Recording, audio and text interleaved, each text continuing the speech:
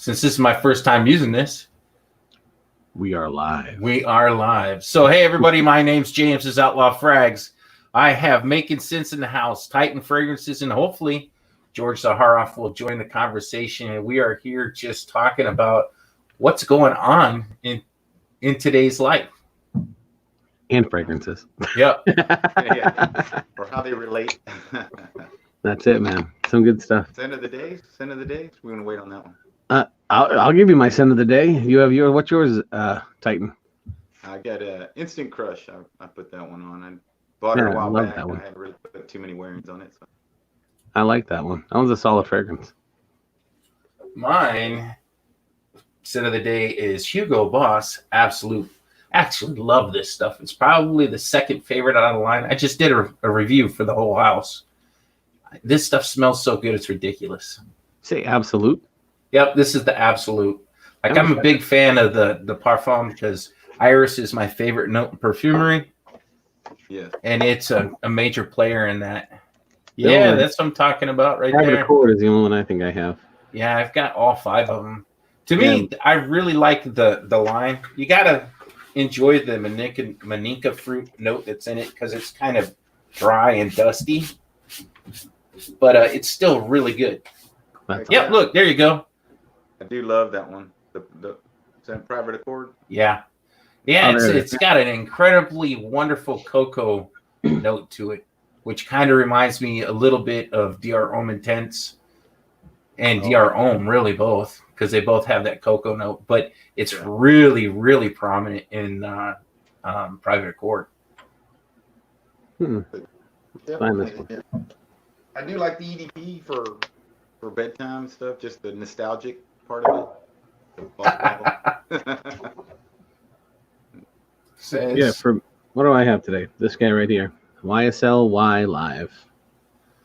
You know, I haven't tried any of those. I've been really wanting to over the years from the original release until now. But I just haven't. Oh, James, I still have to send you this thing. Oh, yeah, dude. I totally forgot I need to send you my address. Yeah, send me that. So I have, in case you weren't on Titan the last time we were talking about this, they're our live video. This is like one of those from Russia tester things. Oh, okay. And so I actually threw it in the barrel while we were talking. I'm like, I can't take this one anymore. Like, some of them I'm okay with, but the way the cap fits, it just bothers me, and I don't know why. So I was trying to put the cap on. I'm like, forget about this. I'm throwing it away. And he's like, no, send that over my way. I'm like, all right. Yeah, man. I'd like to put that on the shelf. Please. Everyone else is like, send it to me. Is it too powerful? What's the no, it's a fake. It's a fake. No, the real one's epic. This is a complete fake. Oh, it's a Russian tester. I actually put a label on the side saying Russian tester, so no one ever thought I was trying to be shady in my world either. Yeah. Gotcha. That's supposed to be MFK's. Yeah, that's supposed to be the X-Straight. And it has a similarity. I mean, the staying power is crap as far as I remember, but that's all I'm going to say so that he can get his own feeling on that one. What's up, Joel? What's up, Central Obsession? What's up, Kevin? Represent Kevin. What's up? I was just sniffing away on my little makeshift Andy Warhol. Hey, that's what this is right here. I just put up. That stuff is outstanding from Kevin's house. Heck yeah. That stuff's great. It's one of my most worn frags. I figured that out when I did that last video. That was like top 10 or whatever that I wear. That was in like the top 6 or so. Yeah, I love it. Kind of a surprise. I was like, wow, I wear that a lot. Yeah, when I wear it, I think I told you I'll end up wearing it days on end until it's like, hey, I should probably really wear something else. That's the same way it happened to me. It was just with me, and I was like, oh, I'll just wear that one because it's easy, you like it, and it's compliment getter. It really is. A coworker that sits next to me doesn't always comment about exactly what fragrances are, but he's like, hey, this one's really good. I'm like, all right. I just love smelling it myself. Just it really is. What is it? That plum that sticks out? Yeah, the plum. It's got to be the plum. I guess my wife really loves 1 Million Lucky. So that plum kind of resonates with both. I know James really enjoys that one.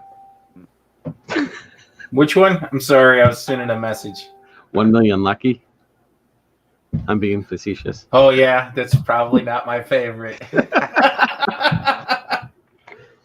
Yeah. I like that one too. No, I like that one, man. Is it No, or how do you say your first name? Noe. Noe? All right, cool. Yeah. So it's like it's spelled, but just like trying not to be fancy by taking the E silent. Yeah, it's supposed to be accented, in Spanish. It's supposed to be no but it in never.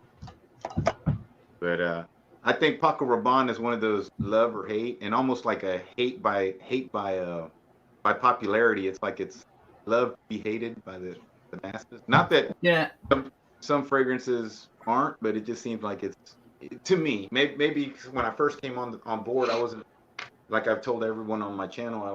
I never really knew 1 million when I first really got into frags about almost a year ago, or a couple of years ago when I got into them. But that I got into it, and it just, when I first smelled, I really got 1 million lucky, and my wife liked it, so we bought it. No big deal. I didn't even have any history on the 1 million line. Like, it was a big clubber, because back in my day, back in the late, Georgie, what's happening, George? I wasn't into clubbing. George Zaharoff. At that time, it was like Dolce & Gabbana, the Pour Homme. Yeah. So 1 million was never, and I was like, oh, it's not bad, but I felt like it gets just a crowd of hate just because everyone else wants to hate on it. Well, I think part of it suffers from the same thing that like Dior Sauvage does. It's really popular. It does what it says it's going to do. So like you said, it gets hate just because it's a good fragrance. Like I have all of the, well, not all. I have, that was loud, like 4 bottles from the 1 million line. I had a 200 ml of Privé, which is, I think, the best one from the 1 million line. Agreed. In my personal opinion. Yeah. Me and Making Sense were giggling about Lucky because I got a sample of it. I was so, what would you say? I was so personally looking forward to it that when I got a hold of it, I was so underwhelmed. It was ridiculous. And then I got it, and I was excited about the release. I was like, oh, it sounds pretty cool. And I was pretty happy with it, which is kind of funny. But I've absolutely had the scenario where you hear something so hyped up, you put your nose to it, and you're like, why did I spend my money? Yep. One fragrance that I will say that was the opposite that I hadn't heard of, and then when I got a hold of it, was floored, is George's fragrances. Since he's sitting there being held quiet. Yeah. No, to be honest with you, I mean, your fragrance is outstanding, and I think that pretty much goes, across the entire Fragcom community. Nobody, unless your brain is a little bit warped on one side, it's hard not to like the fragrance you produced. High quality. I appreciate that. There's a couple more coming, and I'm excited about that too. So I'm really, well, it was supposed to come out in May. I don't know now what we're dealing with, but thank you, by the way. You're welcome. It's great. # shameless plug, right? Yeah, I'll be looking for my check in the mail. That's awesome. It's good to see all you guys. I have a special affinity for all 3 of you individually. So I'm happy to be here, and thank you. Absolute brother. Well, we're glad to have you, my friend. Same way all around. Okay? What was that? Are you guys all doing okay? Yeah, as far as we are, everyone's healthy. Yeah. If you hear big banging and stuff upstairs, I set up an obstacle course for my kids through the house. Oh, wow. So they're rollerblading through one area and then crawling under stuff so that they're like playing around. So it might be loud. I had a friend of mine run over to Best Buy to find a Nintendo box for the kids, and they had said that all of the games, the electronic games, everything's completely wiped out. And so everyone's trying to set up obstacle courses or just pacify the kids. Yeah. With video games for the next, I don't think it's going to be 2 weeks. I think it's going to be a lot longer. But, yeah, I think so too. But you know what? I think they're trying to do it slowly so we don't all panic, because most people need to work. Yeah. And anyway, so it's good to see everybody. Hi, everybody. Hello. And I think we have people here on the Georgia Gent is on. Hi, everybody. Yeah, we got George. Hey, I see Russell is on. Mr. Cheap Sense. We got Ross from TLTG's here. We got Misty Hackler. I think I said her last name right. We got Joel. Russell's on. Yep. Yeah. We got Kevin from Scent Obsessions is here. Not gonna lie, every person on that list that I know, including the 3 people on the screen besides myself, are awesome. I agree. I mean, just personally, they're amazing people, right? Like this is kind of a great group. We got some stars in the audience, of course. I always say you guys, the community, you guys, the influencers, the content creators, are the future of this industry, and it's good to be able to be a part of it. And so I'm happy to be here with you guys as well. Awesome, George. Thanks, George. We appreciate you taking some time out of your day. Oh, it looks we got Frag Addicted in the house. That's the guy that's from the UK, if I remember right. That's right. Super nice guy. Super nice guy. Just love him. Mr. Cheap Fence, how you doing? How you doing? How you doing? So we were talking when we first started, George. We were talking just about like what you were. We were talking about what's going on in our communities and how it's actually been affecting us, because we were talking amongst ourselves before we hit the live button. And I think that everybody in this time is a little bit, what would you say, jolted by how things have kind of came across. We're all in our mids lives.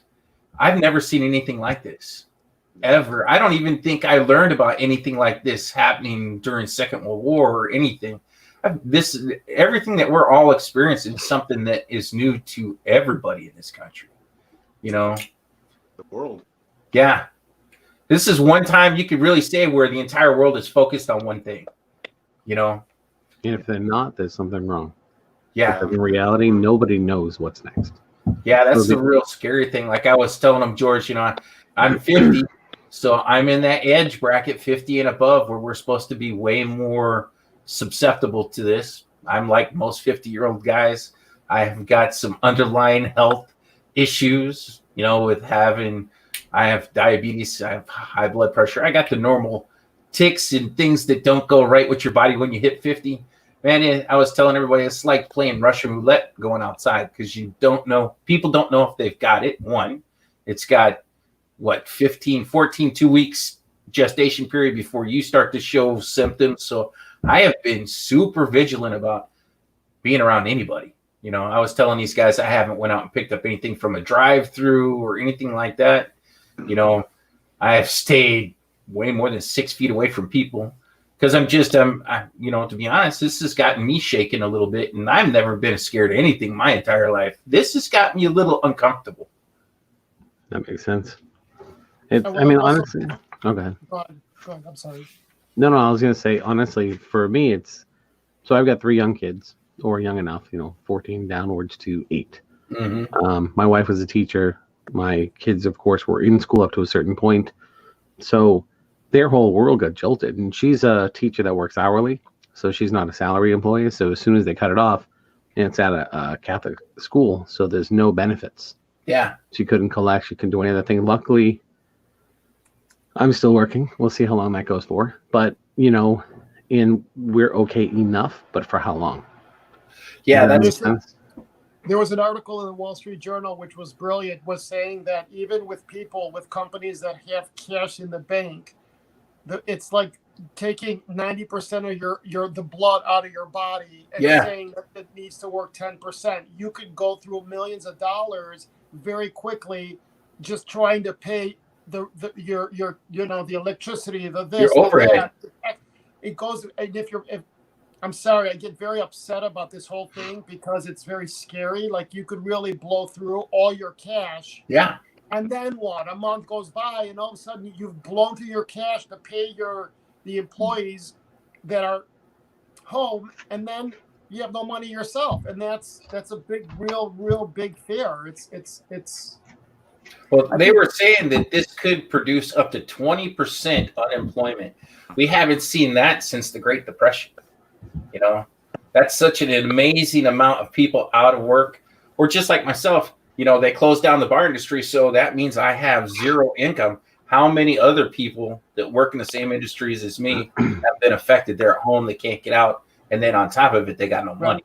Because most people like me are living paycheck to paycheck. So this whole thing is really something I think that has affected everybody, even if they don't want to admit it. So we had a couple other comments. Oh, go ahead. You're good, George. Go ahead, bud. I'm just saying, and so the only thing is that we could pray, we hope. And you had mentioned about you being a certain age. Well, look, I'm a caretaker for my father, so I go and I'm trying to run around and do things. And my father, just we're talking, and it goes, George, if you bring something back, and I get it, I will not survive it. And that was yesterday, and that was a real. It's very real, and so it's not only you or me at a certain age, but it's bringing home something where, I mean, think about it. Any of you guys were to give your mother, your elderly mother or father, this, and end up passing away, who would forget? It's just, there's a whole, I don't know, guys. It's mental, it's emotional, it's all this stuff that we just have to be vigilant, and we just have to pray that this is crazy, guys. Yeah, unfortunately, it really is. I mean, to me, we're all going to have to take some individual responsibilities for what we do, because it only takes, let's say if I get sick, if I go outside and go to, to Walmart, that's how many people that I could potentially have infected just because first of all, right now, they don't have testing that's available, especially not in areas like where I'm at. Nobody knows exactly how many people have it. That's the really scary part, in my opinion, because there's no way, like I said, you can walk around 2 weeks, show 0 symptoms. Or some people that are really young never show any symptoms. They're just a carrier. And to me, that's super scary. But also, I think, we got to be optimistic for sure. I mean, obviously be cautious. I think that the numbers would rise too as testing goes up. And yeah, that would not necessarily indicate that we're just doomed by any means. It's just there's so many people that have it probably that aren't showing it or aren't even tested because they're focusing, prioritizing in certain cities first, especially like New York and those heavily affected so far. Yeah. So the current uptick, because there are more tests, isn't necessarily indicative of it's just spread so much. It's just where we're currently at, and that's something that I think to not overly panic. I mean, obviously, it is something that we need to be very conscientious about, like George was saying. And that's what I was thinking, is more so some of us who are healthy, or even the ones that may not get as affected as much, but it's really the ripple effect of who you could affect, and just being extra cautious with, washing your hands, all the standard stuff that we should have already been doing anyways. Yes. But we just got to be vigilant. And I think the worst thing is panicking and getting overly. We've definitely been through influenza. There's been tons of other stuff that has a seemingly more higher mortality rate than what this has been. It's just the infectious rate of this has been going pretty good. And we don't have any existing antivirus for this, and they're talking not until at least 12, maybe 13 months from now. But anyways, hey, let's talk about some fragrances. Yes. Let's do that. I like that idea better. I like it. What's your we've done our public service announcement. Don't even need to ask. But I think it's good that people watching this, or when they watch it, that I think we are all very aware of what's happening in the world. And so this is just something to, escape a little bit, or give, we're all locked up. We're all in our homes. Yes. And so, this is something that we could maybe bring us together, and this will be more of our social hour, Absolutely. And I think it gives people, if you're sitting at home and you're watching this, or whenever you might watch this, like you said, it gives somebody a mental break. It does me, instead of sitting around, trying to ingest a ton of information from our wonderful news outlet about what's going on. This is a nice break for me. I get to talk to my friends, and we get to talk about something that we all enjoy. Have a little sense of normalcy. I think all reviewers keep on putting out what they do. Just, people are going to have some time. I always like looking at the bright side of things. Now you actually get a chance to maybe plan and do a little bit, because I think a lot of people get caught up in the hustle and bustle of life. Yeah. And, it's easy. I see it in my own home, and I see it in so many times when we're out and about, that everyone's so caught up looking down at their phones or whatever. Now it's a time where, you're there with your kids, you're there with your spouse, you're there with your loved ones. And it's just maybe now it's doing some family home evenings, planning a day of just, of something specific, something different, whether it's a game of dominoes with kids, some card games, just something a little bit different to break away from the monotony of things. But on the plus side is, and you see some of the memes out there that are kind of funny, like, hey, I just spent some time with the wife and kids. They seem pretty nice, kind of deal. And just and the reason it's funny is because we get so caught up in that rat race, and hopefully maybe this will bring us back down to the root of things, which is the core of the family and the friends. I've been trying to reach out to many of you guys, just at least different reviewers, different people that I communicate more often, just to give them a hey, what's up, and let them know that someone out there also is thinking about them. Yeah. Yeah, key right there. I know that stuff like that means a ton to me, being the fact that I'm a single dude. I live by myself. My two best friends are right there. That's Dexter and LB, my dogs. So, yeah, when I hear from people, it means a lot to me, So I definitely can relate to what you just said. That, and I think, this is a great time to be in the moment. I know me and George talk about this, really be in a moment when you're around your family, really stop and think and enjoy the fact that they're there, that the people that you love are there, the people that you support are there with you and for you. I mean, George has been a great friend to me throughout the months, and I've been really, really, really thankful for the friendship and the bond that we have, because we can sit down and have an actual intellectual conversation, and neither one of us steps on either one of our toes. You know what I mean? We have a conversation that just, by the time we're done, we've actually can sit down and talk about something that may not be super pleasant, but at the end, we can either agree to disagree, or we can exchange ideas and somehow maybe help another person look through a situation through our eyes versus through your own eyes all the time. And I really, really am thankful for friendship like that. That's huge. I agree. But you know what I do? No, Michael. I also, and James, I don't like bullshit. I grew up with a lot of chaos and not having, to be able to see something for what it is objectively and be able to tear into it. And so, with James and I, if it's, I just like calling it for what it is and then working through it without judging it. Yeah. Does that make sense? Yeah. There's no judgment or shame or nothing connected to it. It's just, you know what, this is how I see it. Maybe this person is doing it for this. Are you think, and so that's real. You keep it real. That's what it's called, keeping it real. Yeah. And I want people around me that are keeping it real too. And so I appreciate that. Thanks, James. I feel the same for you. No problem, brother. You know what's cool? Where people don't get it, always see things the same way. And it's funny because people use the word like, guys, just have a little bit of common sense, right? So in reality, just for anything, doesn't matter what it is. Could be fragrance reviews, could be preferences, could be your favorite color, food, whatever it is, right? Nobody other than you has the lens that you have and that you were brought up to build and be able to see through.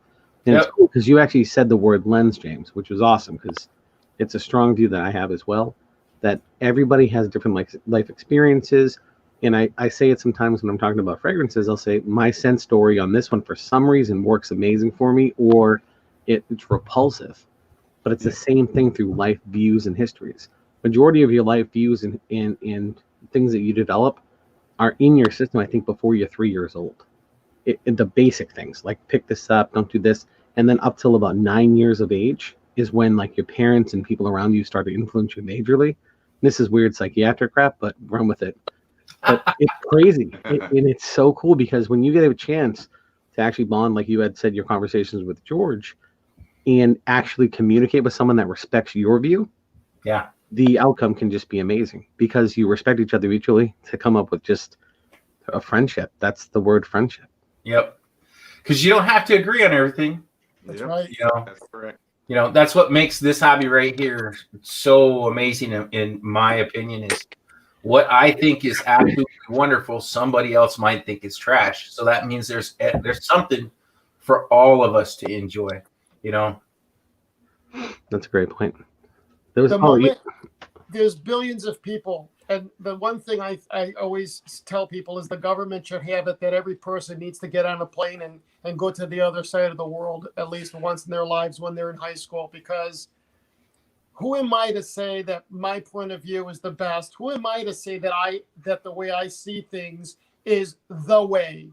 It's very small-minded, and so sometimes people get caught up in their bubble to say, I see it even with you guys, your top 10, and God forbid you do not put, I'm just saying, Versace in your list, and it becomes this whole, swearing and you're stupid. I'm shocked. I look at that, I'm like, oh my God, what is going on with these people? Some of these people, I don't know. So yes, I agree with you guys.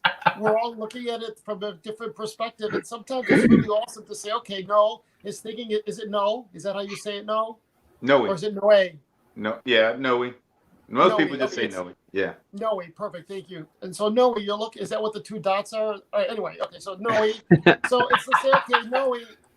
You're thinking this way, and so let me see. Okay, Noe has this background. He does this. He comes from this type of family, and then you're like, I could see where he's thinking it that way, and I grow from it.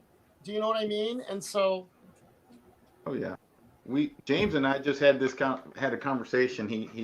We did a little talk, and we were just talking about that. Kind of how it seems like a lot of people wear their feelings on their sleeve a little bit too much. If I say I don't like something, or I say I like something, I give you a little background, like where I'm from. In my world, we're dealing with high voltage. We're dealing with things that will kill you.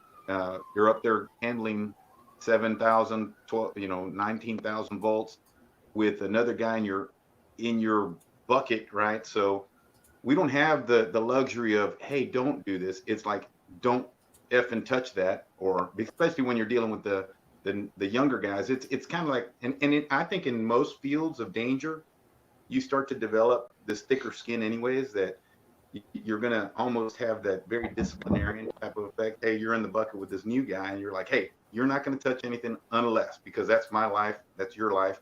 So you get this thicker skin, and we don't wear it. Like at the end of the day, we're going to go have a beer, we're going to hang out. But during the day, I may have called them dummy like 15,000 times. I may have, told them, hey, been very direct, very sharp, and it's okay. We're men about it, and we're just thick-skinned. It's no big deal. But in the community, sometimes I feel like, I say, well, that really was just trash, and someone's just like, it's like it hurt, that they got me, and that's okay. But it's just, that's the only downside I see, and the big downside to me is I've seen it on the Facebook group so much, is that someone who's getting into it, and then someone comments, look at this, I got this Sauvage EDP, what do y'all think? And then everyone just boom bashes on them, and that person may just shut down a little bit just because everyone's so uber critical on that. I don't know all the Frederick malls, I don't know all the high-end Dior's or whatever. Especially when I first started, it was all what you find in department stores. So it doesn't hold that against the guys, and I think we should be more welcoming in that sense, of course, and not wear our sleeves or not wear our feelings on our fragrance, Yes. Yeah, people shouldn't be so emotionally vested into a fragrance to the where if you say something, or even like if I do a review and I'll tell you, this just isn't for me. The fragrance, somebody worked really hard on it. Time, money, effort all went into bringing it to market. It just doesn't do anything for me personally. Doesn't mean that you might not like it, but for me, it doesn't work.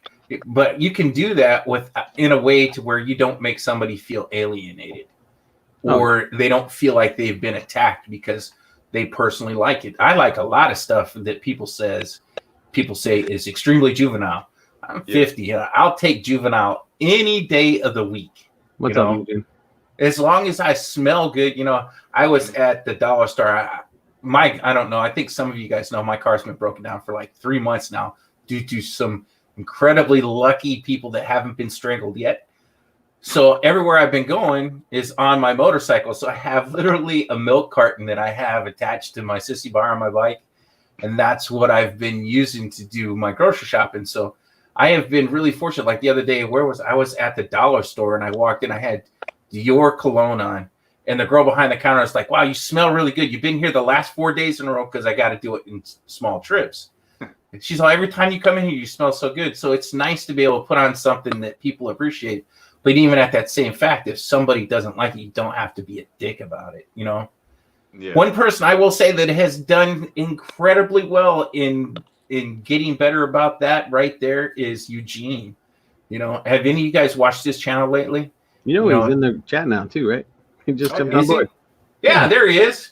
Yeah, he's been super positive. He has came leaps and bounds, because I'll say this, just if Eugene was sitting next to me, there was a time when Eugene was extremely negative and almost to the point where I just stopped watching his channel.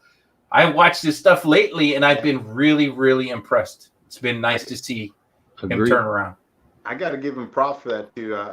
He was it just stuck in my head whenever he stop poking me.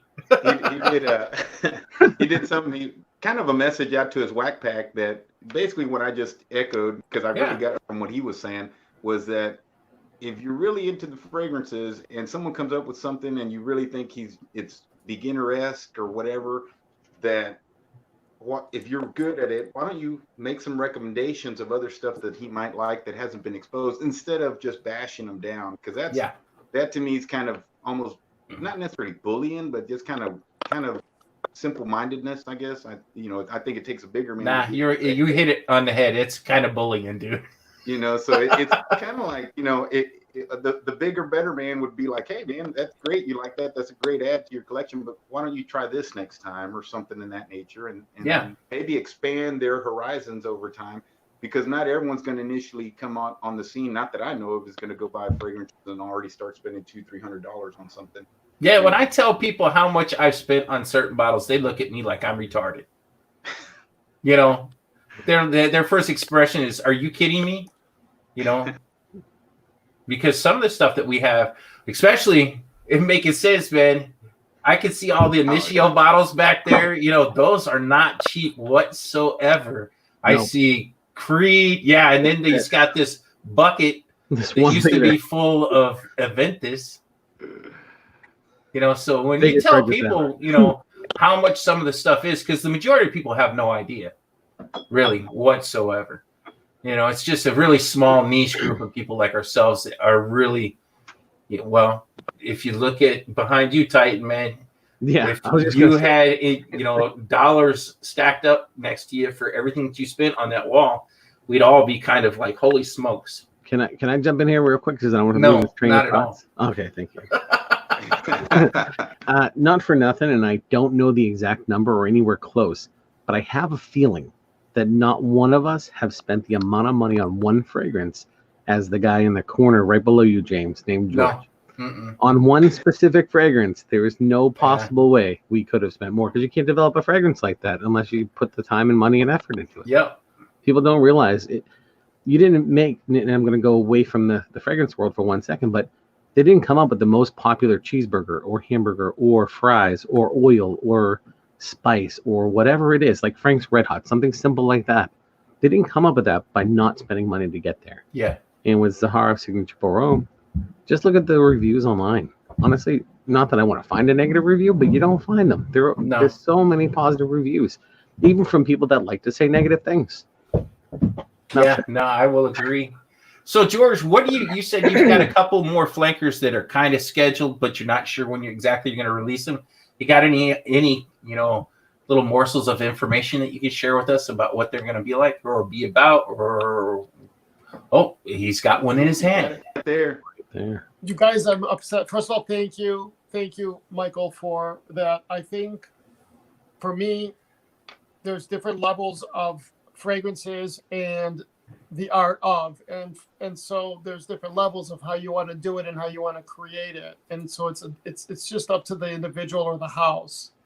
And with me, I just, everything, how I present myself and how Zaharoff presents itself to the world is out of respect for the person receiving it, and I just wanted the experience. I wanted an exceptional experience, and that's why it took me so long, because it did need a lot of funding, and I don't know what the heck happened 2 years ago, after almost 2 decades of trying to revive something, is that the clouds opened up and it was like, okay, the funding is there to do it. I'm like, is this let's get going, and so you just have it's a lot of work. So a lot of people, first of all, Zaharoff signature is a labor of love. The whole thing is a labor of love. But I wanted to look at different ways. At first, I was against the flankers, and then I see that it's what the retailers are asking. They don't want to just put, Nordstrom doesn't want to put one fragrance in their stores. They want a collection. So I had to wrap my brain around that and then start getting to work. So for the signature, I took away the herbaceous ingredients for one of the flankers. And so I got rid of the cardamom, the lavender, the pear, the blue cypress, the ginger, the iris, and what was left was this incredible wood that's it's so incredible. It's so incredible that I have been doused in this for the past, I'll tell you what's the date on here, 3/18. That's the new one. Yeah, 3/18. So probably about around the 15th or the 12th. And so that's the first flanker. And the second one is I made it more youthful. I added some pineapple and then increased the vetiver and the sandalwood. So you're left with this very youthful, creamy wood fragrance. So there's two of them. Wow. I'm definitely looking forward to it. The last one has piqued my interest. It sounds like it's going to have a much more sweeter overtone. And I like a sweet fragrance. And they might like flankers. They might like flankers, George. They might like flankers. I know, right? Yeah. I mean, well, a great example is right behind good old Titan Fragrance. Him and me. How many YSL loans do you have? Because I've got 11 bottles. I got, from La Nuit and Loan, there's 12, I think. Yeah, so you've even got more than me. So, yeah, the flankers are kind of like a double-edged sword. We all enjoy them, but then we all that are in the Fragcom community kind of complain about them at the same time, It's not as good as the original. It's beautiful. It's beautiful. The fragrances are beautiful. I have a question. This is a collector. This is like some of these I grabbed off of, just for the collection purposes, which a lot of guys, I advise on my channel. I mean, some of this is a little repetitive. So unless you're a true collector, some of these I probably won't wear, but once now and then. But and it's just I'm a completionist in some things, and so it's like yes, I am too. So I think Loam was like when I first started getting into this. Like obviously you see Jeremy Fragrance, you see all the big reviewers that I started picking up on originally, and La Nuit de L'Homme was like one of the first. So I ended up getting the actual art edition one because they said that was the first formulation. So I got the art. Yeah, edition. 2014 is when that came out. So I got that one. Like that was one of the first I snagged up. It was a pretty decent price. It was like $70 or something. So I grabbed it just because they were saying, oh, this and that, the reformulations. And then that kind of, I started getting into it. I started really buying more, and it just became a tidal wave. It's like all of a sudden it was every day, boom, boom, boom, boom, boom, and that's where this back here happened. But I'm kind of partial to getting these just for the sense of the collection. Yes, gathering them up, and so that's kind of the collection part of it. But I do see where the flanker thing can work, especially when you got fragrances that are very, very niche. Like they're great for winter, So someone wants the same thing, but it's hard. Like especially down south. Like I love Spice Bomb. I did like it a lot, but how am I going to wear that in the dead? It's 100% humidity, and it's like 90 degrees. You aren't. That's a simple answer to that. You aren't. Yeah, I gotta wear that. You try to get flankers at night, but that may be the worst example. But you find that flankers can, especially for those that want to have a diverse collection, give you something similar but get good for some other event. Yeah. I think that's what they really can work in. Sick. You know what though? There's one thing I need to do today too. Very important. George, this is just for you, bud. Everyone else can listen for a moment, but this is for you, bud. Once there was a little boy who wouldn't go to sleep. That he did.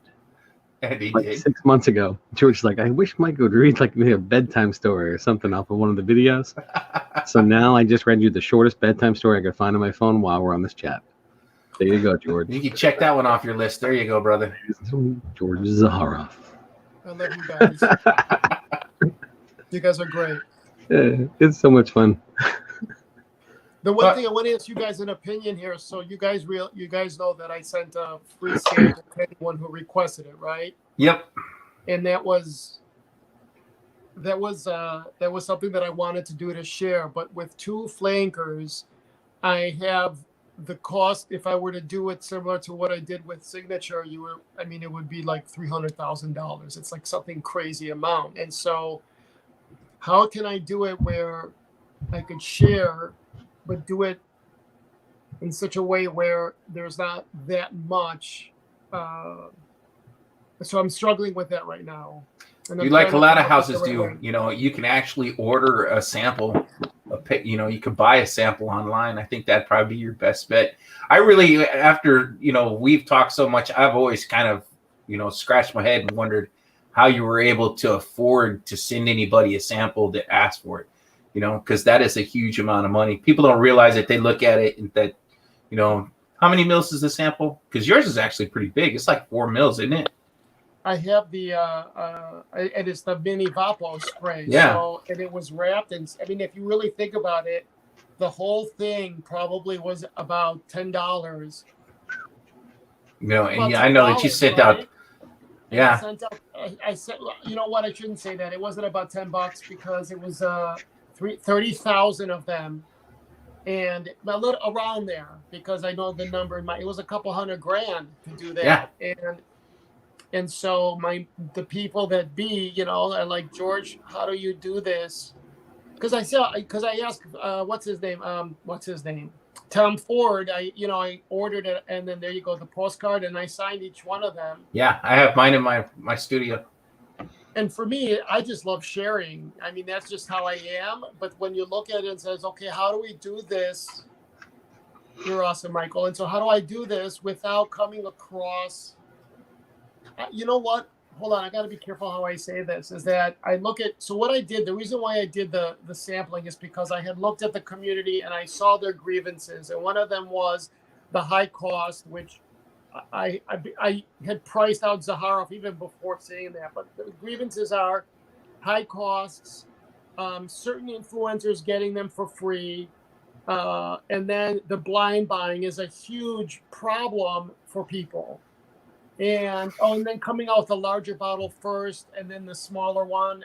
Am I missing anything else? And so what I wanted to do is I wanted to take all those rocks and smash them into sand. I always do that, rock to sand. And so that way, if someone said, George is doing this to XYZ, I could say, well, you guys could try it yourself. And that is what Zaharoff is about, is being able to sample. So I'm struggling with that a lot, of how to do it, because it's now ×2, and how can I do it more economically? And so I'm just I'll be right back. The past couple weeks. So that's all. I was just curious what I thought. You know what? So I decant a lot of different stuff when I can, and I ship it out, do different things. Like this huge bottle is a 1 liter of Ventus. Right, it's gone. It's all gone. But I decanted the thing. Basically, decanted that, which by decanting it gave me enough money to buy myself an actual bottle. Right. So I spent the time, spent the money, all that kind of stuff. But a lot of times people don't get to see to send one package. Right now, I'm not packaging. I didn't have to have these custom made. I didn't do any of this stuff. I do write a note on top of the boxes, whatever it is I ship out. But all the envelopes, all the stuff that I use, even the basic portion of it cost me at least $5 just to package it. Right. And that's nothing custom. I didn't do anything. That's not even anything else other than shipping it to the closest person possible in a nice enough padded envelope, wrapped and sealed good so it arrives to them, nothing fancy. So yeah, never mind developing the fragrance, putting the juice in the bottle, customizing it, putting your logo on it. And you package that up very nicely. You had stickers on it. You had the whole thing. So the paper had the Zaharoff on it too. Everything is so important. Yeah. Even the edges. If you guys have that sample with you guys, the edges were painted black. Yeah, I remember using. So you wouldn't see the white on the sides. I can't reach it. It's right down there, but I can't reach it with the computer. Go big or go home, right? That's it. Well, that's it. If you're gonna do it right. Well, to me, it makes it when I look at a company's presentation, it has a lot to do with the whole experience for me. A lot of people are like, screw the box, like Big Beer Business, which I can understand to a point, but they're I'm coughing. Somebody sent an ambulance. I was just gonna say, where's the Lysol? Yeah. But for me, when a company takes the time and really puts some effort into their presentation, it means a lot to me because it is the entire experience. Right. When you get something new, 1000% agree. You know what? I don't own a full bottle of Zaharoff Signature Pour Homme, but I'm ordering one right now. Who said that? Me. Who does it? Wait, Michael, I sent you one. I didn't see it yet. That'd be amazing. I should get that tracking. Michael. I'm literally on the website right now buying it. You don't have to send me one. No, I will not accept it. I'll reject it. We're closed for 2 weeks. No one's there to. No, don't you dare. I was literally buying it, so don't hit buy. All right. I'll take care of it. You know what? Go ahead and do it. Yeah, and I'll refund. Go do it, and I'll refund you. That way, I have a record for it because everything is closed right now, and so. My favorite. I have to tell you this story. So I have not had the large 4-ounce bottles for 2.5 months. We sold out at Nordstrom. God bless, which is great. I sold out with Zaharoff, nothing. I was scraping. I even got the bottle we use for photography. I sent that out. And so when they said yesterday that they were going to shut down everything for, there was 30 days and then it's 2 weeks, I called Swiss at the airport at O'Hare because it's just sitting there and they're just the bottles and the boxes are all separate. And so I got my butt at 2 p.m. an hour drive to O'Hare Airport. Where is it? I was dying. Where is this? Hold on. I got to show you. Hold on. What did I do with that? Hold on. Everybody hold on. We're all holding on. And because they were closing, I begged them. I go, please, can you just open one box and give it to me? And this is all the large bottles I have for the next month. Wow. But I'm so happy. That's all that matters. So I'm able to send some out. So they're sitting in customs. Is that where they're at, George? It's at Swiss. It came in because it was in Italy. The Italy shut down. I was able to get it out before they closed everything up, and it's sitting at Swiss. And there's no one that will go get it to bring it to me. And so I went there and just asked to grab one box, and they did. Thank God they did at least. Just dramatic. Not to change the subject at all, but since we're all basically on YouTube, has anybody seen kind of a drop in their views in the last, I'd say, week or so? I am asking because I have on my channel after just coming back and releasing, I think, 4 videos. Is it me or is everybody kind of seeing something on their channel? I'll tell you firsthand, and I'm like, I think most of us possibly that watch a lot of other people on YouTube all the time. Other friends, other people in the community, even people you don't talk to, you watch some of the videos just because they're interesting and you like to watch the videos. My views of watching other people's videos have been down because I've been watching updates about the virus and everything. Yeah. Me too. So, and it's not intentional. It just pops up on your screen. I clicked on my subscriptions and I'm not subscribed to any of these news channels, but they're still popping up first. So yeah, that's the wonderful YouTube at its best. But yeah. Yeah, because I've noticed it, which kind of at first I was like, well, I was expecting the opposite to happen due to the fact that people are at home, so if you're at home and you ain't got nothing to do, you watch something that you think is interesting or, you watch something about your hobby. So I was a little bit taken back to see that the views have dropped, even though that all of our potential audiences are at home now. So I think that'll change once whatever they declare finally gets declared. Whether it's because right now it's almost like not the same comparison. I'm going to look at a positive type thing, but trying to see if your team's going to make it to the Super Bowl, let's say it was, or you get the lottery draft pick. It's something where you're waiting on edge for the answer. You just need the answer. The draft pick's a better choice, I guess. you're waiting for an answer. You're constantly like, what is it? Just give me something to solidify what the situation is. Because even me, like I said, I was at work Friday. We're planning on working Monday. But if they declare you can't, you're going to be at a state of, stay at home, whatever the rule, whatever that's called there. If that's what they decide to do, and everyone's technically on lockdown, other than emergency medical services and going to get groceries at certain times, whatever the thing is, everyone just is on edge. And no place, no state in the country right now is exactly 100% the same thing. Yeah, does that make sense? So that's why I watch it, because I want to know what's going on, and I don't really watch news. I never watch news at home. Yeah, me so neither. My phone is the only source. Normally, I'd be listening to one of your videos or one of everyone else's videos. Now I'm listening to like stuff that people don't even know what they're saying. So it's like, let's see what comes up.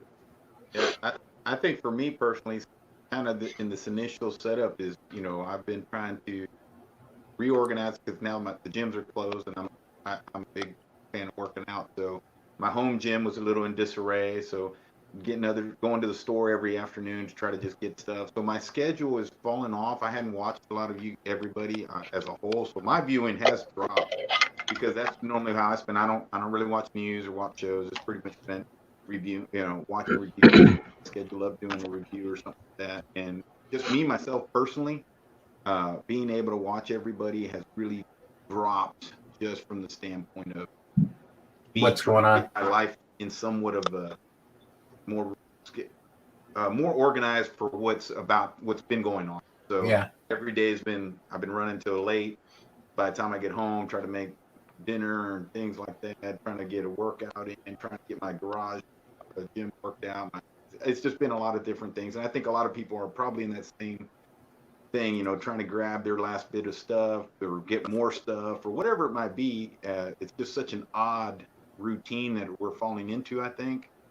And I think what's going to happen, like Mike was saying, is that here shortly, as normal as our craziness now that is becoming the norm becomes normal, I think you'll see that people are stuck at home. People are going to watch more stuff. But I maybe being such a small channel, I'm also I don't try to look at that too much, because then I just look at just trying to just put out good content. Really look on that side. Try not to overanalyze what the how your views are, how your likes are. Right. Trying to look at that.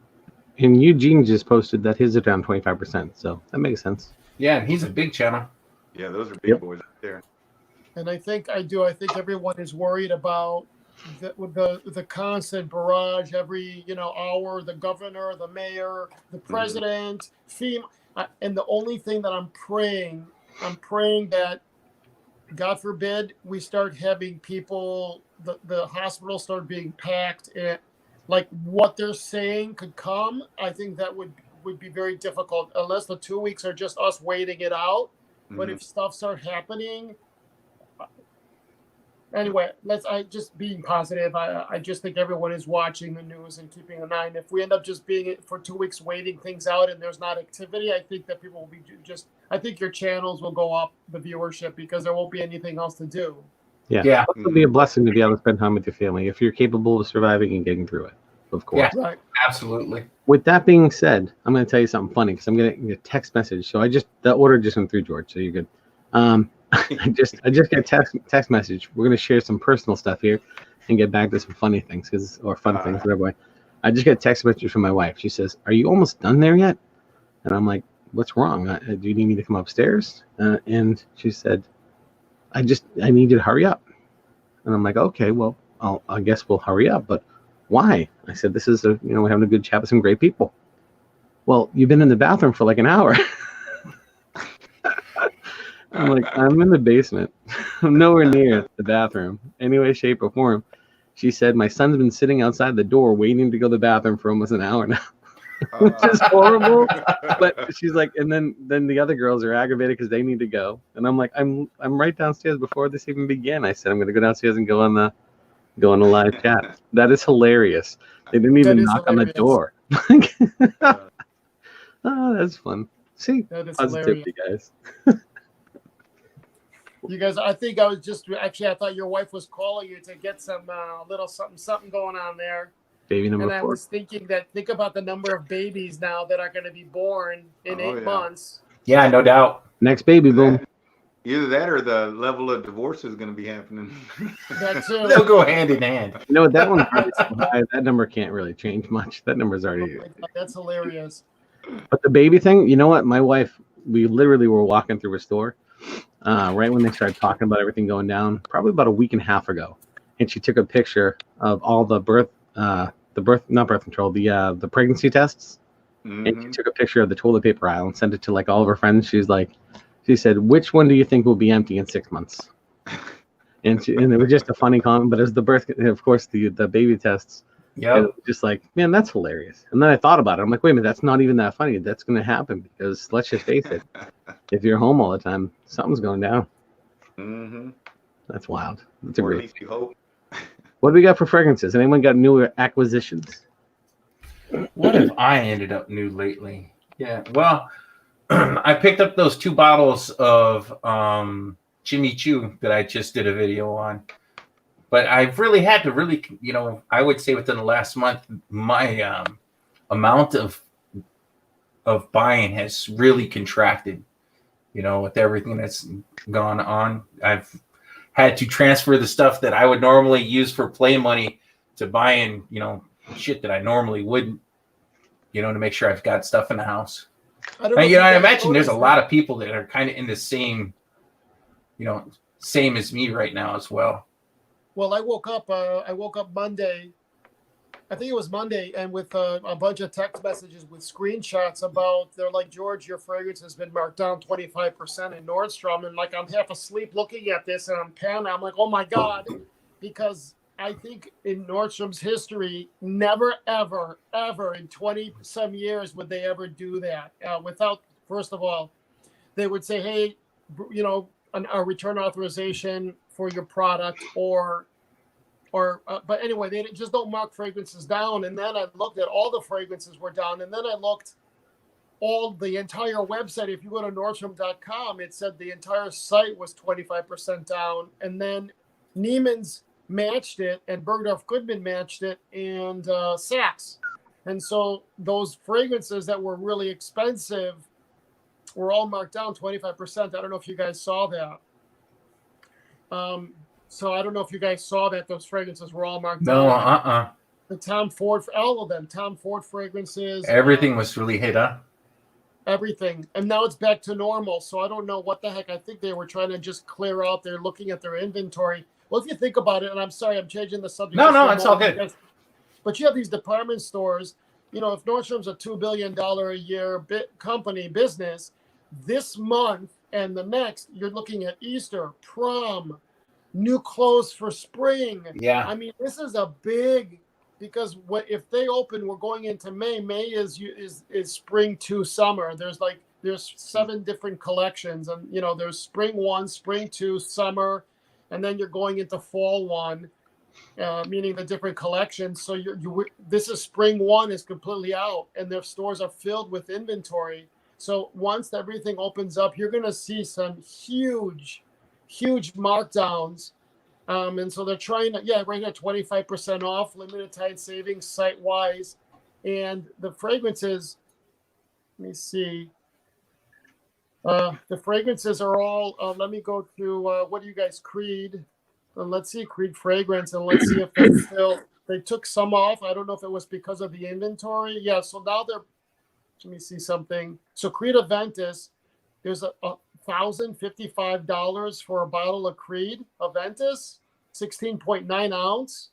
That's crazy. I didn't know that. How much is That's that big bottle like what you had, Mark? Oh, yeah. That's the big bottle. That's 16 ounces? Yeah. This one here is 1 full liter. I paid $1,300 or $1,400 for this thing when I bought it. Jeez, like, look at it. Look at this. Look at the size of this thing next to 3.3 ounce of YSL YDP. That's Aventus right there? This was Aventus. It's all gone. Can you look at the sticker? What is the size here on the bottom? Let's see. It just says 1 liter. So that has to be 16.9 ounces. 1,000 milliliter, 34 ounces. That's a whole lot of juice. A lot. The prices jumped up after I got this one. So like this now is like $1,500. Is that like a stock bottle? Is there a screw cap on that, or is it a sprayer? No, it's a decant. Oh, it's a decant. And is the bottle stock? Yeah, this is factory. I bought it from Creed's website. Yeah. I was just, and there's a sticker on there? Yeah, sticker on it, and it's got the design all around the entire bottle. If you can see that. It's a made mold. The mold was made for Aventus. Oh, this was 100%, yeah. It was made for Creed, the mold of it. That's incredible. 16 ounces. Jeez Louise. Yeah, this one's 34. This would be a 16 ounce, a 500 ml. So even that compared to this. Oh yeah. Okay, so hold on a minute, because 1 liter is 33 ounces. Right. So this is 30. It says 34, but 33, sure. So this is a half a liter. Their bottle, the 16.9 ounces, is a half a liter bottle. Yeah, that's this one here. This is the 16. So how much did the other one? $2,000? How much did that cost you? The bigger one. The big one, when I bought it, it was so this all jumped up in the last like 6 months. They went way more expensive. This was $1,300 shipped. Okay. This from one where? From Creed.com, yeah, from their website. This one is half the size, and I think I paid about $679 for this. But you can still get a 500 ml off of like the different fragrance groups around that price, around $750. I'm trying to figure out what the benefit of Creed of shipping it in such a large bottle, because all people do are going to take it and break it into different. I don't understand the concept of that. They make more money on the regular retail bottles, of course. Because all people are going to do is buy that big bottle, open it, decant it, and then make a profit out of it. And what's that? A decant. So I thought that was Creed, but you did that, right? Yeah, so I bought that big bottle so that I could purchase the full bottle. Right. So I sold those off, shipped them so I could buy the full bottles and get them for myself. It's so much work for it. Just having that conversation, the Centaur was in one of his live streams about, when Creed sold, and exactly what you were saying, George, was his take on it. I believe so too. Is when you sell the big flacons, all they're going to do is that's right. They're going to take it. They're going to make their profit on the decanting of it. So really, on a business side or business practice, I didn't see why they would do that. But again, that's what they did, and I think there's a number of things that has inevitably led to Creed's having to sell and so forth. Whether it was I think for sure all the batch variations and all that stuff, kind of their creativity had flatlined, it seems like, and also the fact that they were starting to charge more for less juice, and just I think a variety of things has really caused the downfall of Creed to have to sell and do things like that. I agree with you, George. I saw a lot of people saying about the downfall, but what I see it as, and this is from this side and seeing companies prepare for sale, this was probably 3 years in the making, and what they do is the more they could push. When did those big bottles, those big sizes come about, Michael? They've been available for a long time. You can get flacons for a while. Like 250 ml and above. I've seen them for at least 3-4 years. So let's say the 1 liter, I would say I've known about for 2 years. The 1 liter. So if they're preparing it for sale, they do these. So let's say if it came out 3 years ago, it probably took about 1.5 years to create design, do the tooling, the molds, all this other stuff. So when you're preparing to sell, you are going to increase and push the sales as high as you can to get the best price for it. You've got these minds that when it comes for selling these luxury goods, because it's all about, when you look at luxury, it's all about base perception. And value is such a big thing when it comes to that. Take a good look at, like, say, Tommy Hilfiger stock versus Polo Ralph Lauren stock, and it's just on perception, the value of the two stocks. And so I think that they must have been planning this a very long time, and they were just trying to push as much sales out there to get that price. And I just what happens to Creed. It'll be interesting to see. Who is that? We brought Ross. Who do you think it is? What's up, fellas? Yeah, I will say that Tom Ford does the same thing. They have a huge flacon that you can buy from the entire private line. They do the same thing, George. Estee Lauder has done incredible. First of all, Tom Ford, you know what? One day we'll talk about valuation of brands because I'm so into all of that. So I think, let me finish the Creed thing, and we'll be able to talk with Ross here from TLTG. So I think that you're going to see, I've seen from the other side with Clarins selling Mugler, you're going to see the value of, hold on, I got a couple thoughts here. The juice is going to change. The ingredients are going to change. They sold this for probably a small fortune, and they're going to squeeze. They need to make a certain percentage of their money off of it. And so another thing with the flacons is you're going to have people buying that, the 1 liter of Aventus and mix it with the fake, their juice. Yeah, or whatever. And sell it just like that too. So I don't know what the thought process is of buying it in bulk like that. Or selling it in bulk. That's even creepier. That's what I meant. So what did I say? Buying it? Well, yeah. Buying it, but selling it as well. The benefit of it, because that's what most people will do. Will take it. I mean, you'll have some. Listen, they've got these factories. I was at Cartier getting some stuff. Anyway, whatever. And I was talking to the Cartier woman, and she said that the bands, the gold bands, the copies are so perfect that they have to go under a microscope to check to see if they're real. That's right. And so you have these people with the fragrances. It's these fake fragrances, and we all see it. It's a huge business, huge business. And all they'll do is they'll take the real juice and mix it. Think about it. Just mix it with the fake. Yeah. So, and one more thing, and I'll shut up. I promise. Hold on. As I told Ross, Ross, he goes, I hear you're doing a live. I saw it with James. I will never do a live, George. And look at his ass. It wasn't even 45 minutes. You're such a diva.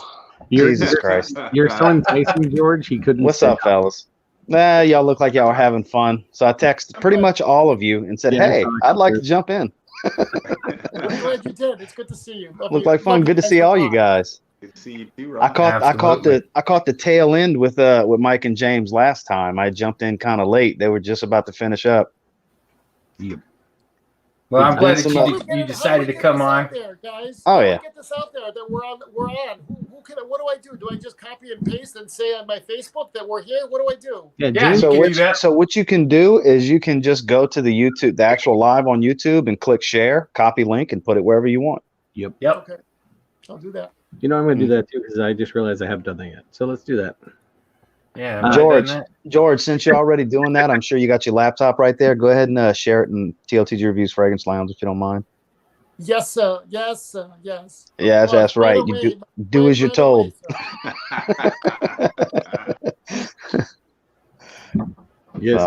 So what's everybody's scent of the day today? I know nobody's really discussed that just yet, I don't think.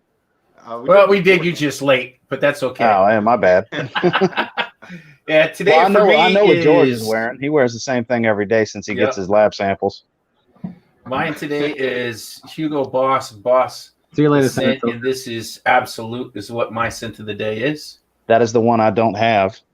It is the best out of out of all of them. And that is high praise because I love Parfum Edition and I absolutely love Private Accord. So that's some high praise. Mike, how about you? Noe? Instant Crush. That's what I'm talking about. Yeah, had to work. Mine is Y Live. That's what I'm talking about. Everyone after my first take, I would do a comparison and a full review of it.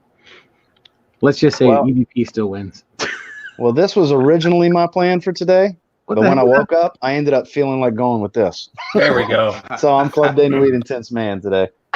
For as much as hate as that gets, that is still one outstanding, if not, in my humble opinion, the best Aventus cologne for the money around, really. It's powerful. It just is. That's a early 2018 batch. It's so powerful. My wife Does that one got the silver or the black sprayer on it? No, it's a black atomizer. It's not too long after they switched from silver to black. I can make everyone sad. I sold my silver sprayer for like $40. Forever. Did you? I bet. And I got a great story, for CDMI. I can remember I was still in Phoenix and I was going to Ross to go check out whatever they had on their shelves. And as soon as I got in the store, I was like, man, I need to go take a whiz, man. And I need to go right now. Welcome to being 50. So I walked in and they always got the greeter that says hi to you when you walk into Ross, at least in Phoenix. Welcome to Ross. Yep. Their store loss prevention office. Yeah, loss prevention. And I zipped right by. I did say hi, but I zipped right by because I was on a mission, man. I needed to go take a whiz. So I blast all the way back to the store. I go to the bathroom. I come out. The loss prevention officer, which was an older lady. I don't want to say older. She was probably my age, maybe a little bit younger.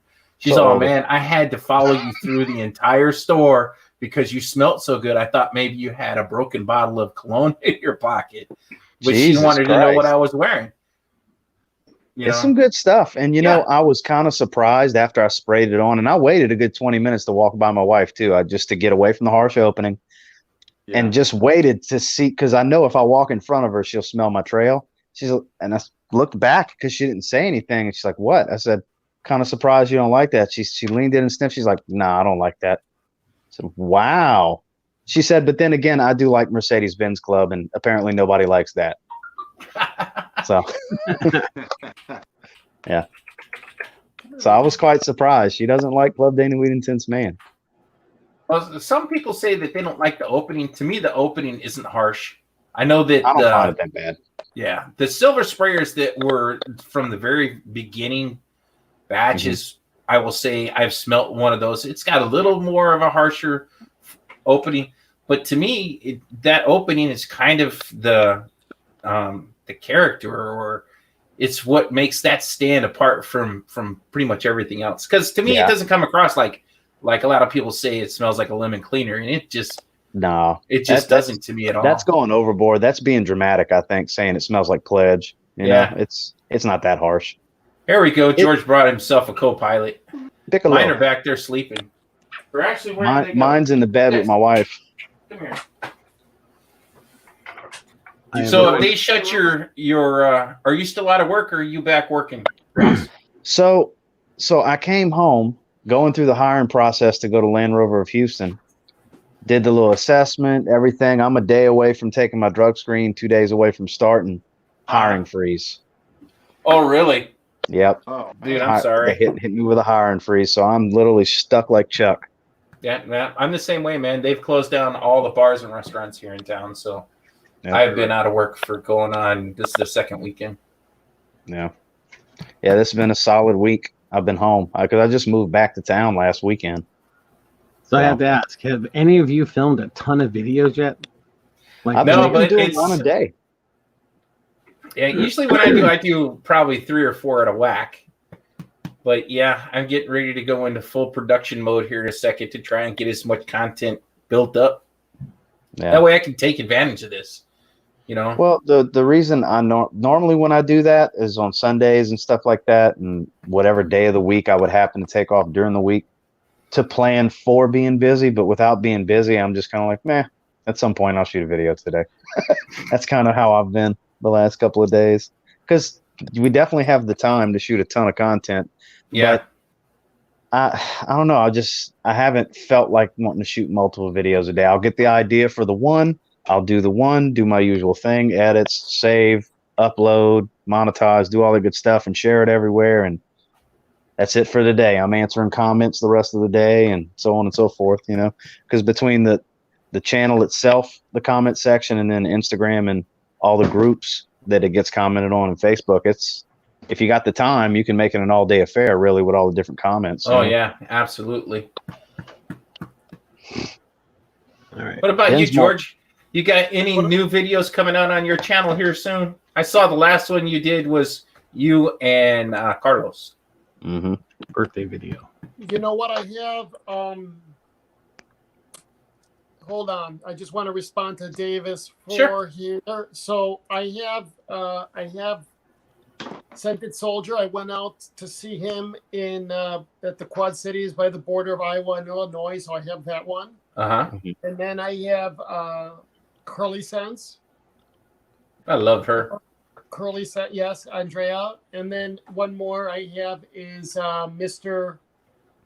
Hold on.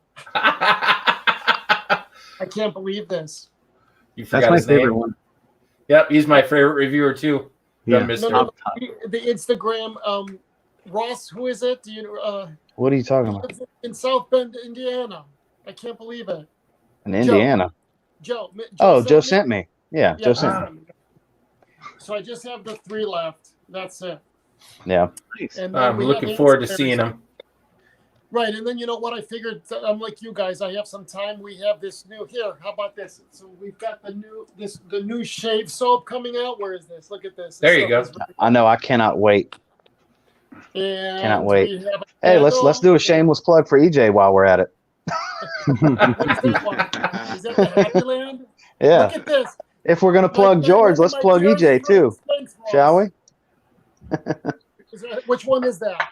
That's Barbershop. That's the only one that's been made so far from Strike Gold Shave. I can't wait.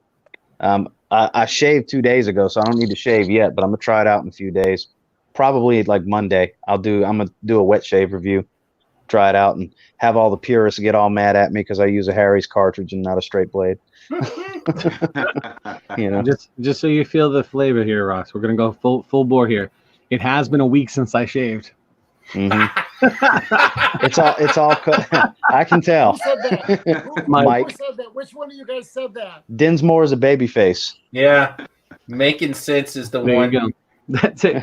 Honestly, Make- I could wait till I get a haircut every couple weeks or so, and I wouldn't have to shave. Like, So it's more like making peach fuzz than making sense. Huh? Yeah. no, the sense side I'm on point for. I don't need to have facial hair, but man, it took me like probably 3 months to grow a true goatee.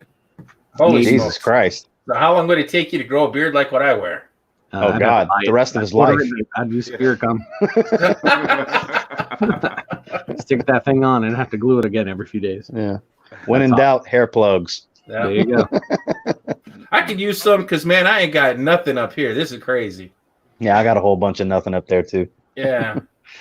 I want to know when it came into fad that as you get older, your hair retreats from your head. It starts to come out your ears and your nose. Mhm. Somebody should have told me about that when I was younger so I could have prepared better. And the sad part is people probably did and we just didn't listen. Yeah. Lasagna. What's up, Omar? This is That more was people. only old people problems. Yeah, unfortunately, exactly. we're the old people now. Yeah. We have people coming in from. I wonder where they saw it. There's David What's up, from Mega Awesome Dave? Fresh. Omar. Oh, yeah. Make a Good to see day. people I coming just, in. I just shared it a bunch of places. Well, thanks. I appreciate that. I totally forgot to do that at the beginning, so hopefully, guys. You're fired, bro. Yeah. I'm It's not all putting right. up with Don't subpar send me performance this like check. this. Don't send me the check out loud. Don't send me the check. I'm going to send you this fragrance for free instead. There we go.